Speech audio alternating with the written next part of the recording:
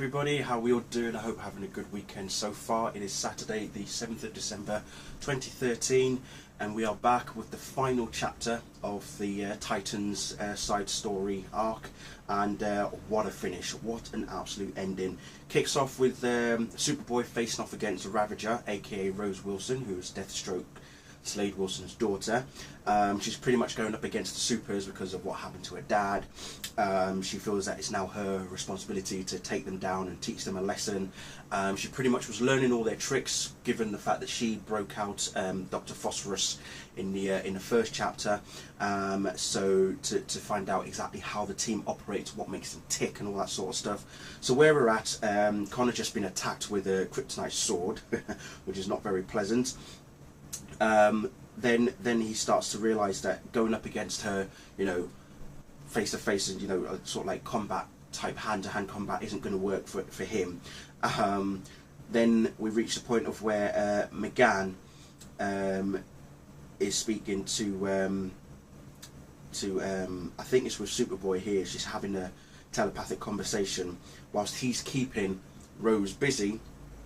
Back with Zan and Jaina and Jaime, but before we get to them, Megan takes Jay Garrick away from the closeness of danger, and he speeds off somewhere. We don't know where, but we do find out towards the end. Anyway, we've got Zan and Jaina and Jaime all trying to sort out what's actually going to happen here.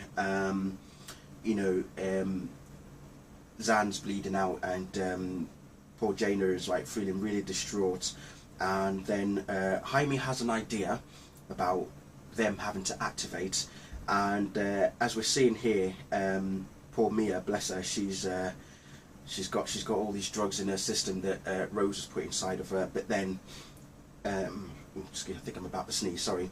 Superboy telepathically tells her to just keep firing your arrows towards Rose, just do it, and then don't think about it, just do it. So as that happens, we see the arrows actually sort of stop mid-air, and we're thinking, oh, well, okay, that's interesting. And before we know it, Jay Garrick is back, and he's got some people with him, which is very interesting. Rose is about to take her own life, but no, they're not going to allow that to happen. They're not expecting her to take the easy way out, and the detonator has also been taken off her hands. And what do we find? A big purple dinosaur.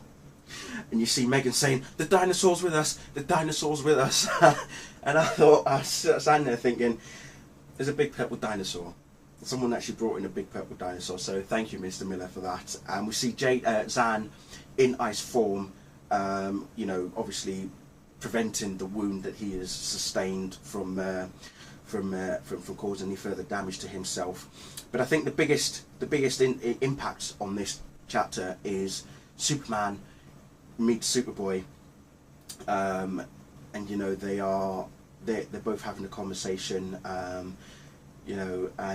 It's actually very, very good to see this interaction between Connor and Clark, and it's like the conversation is just really, really sentimental, because there's a section here where Clark turns around to Connor and says, "We've all had our J's in life, and we're better for it." So if you think about all the J's that they've had, Jarrell, Jonathan Kent, and of course now Jay Garrick, that's exactly what he's referring to there. It is fantastic. But then there's a lovely little allusion to the future of the Teen Titans, in that Connor turns around and says, "Thought I might fly on over to Alcatraz.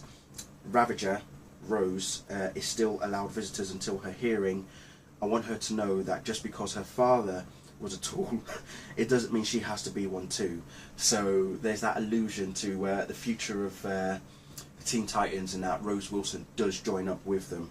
And also, I think if you look at the whole arc as a whole as well, Rose Wilson going up against the Titans is again another allusion to Deathstroke also going up against the Teen Titans. Way back in the days of when the Teen Titans first appeared and Deathstroke first appears, he was a member of the Teen Titans, but then they had a bit of there was an issue going on, there was a problem, and I think Deathstroke was actually under mind control, that he then had to attack the Teen Titans, and well, all hell broke loose from there. So the entire chapter pretty much has that illusion with Ravager, instead of Deathstroke, going up against the Titans, and then, you know, Connor now thinking, oh, maybe it will be an idea to actually have Rose as part of the team, maybe, who knows, before her hearing, and if she does get out of prison, or when she gets out of prison.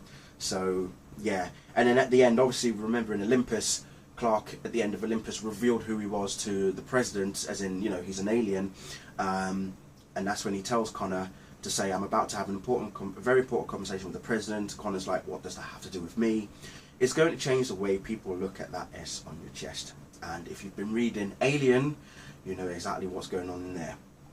So anyway, what a brilliant end to the story, and really loved it. Again, fantastic work, guys. Thank you very much, Brian. Thank you very much, Kat. I shall see you all very soon, and thank you all for watching. Bye.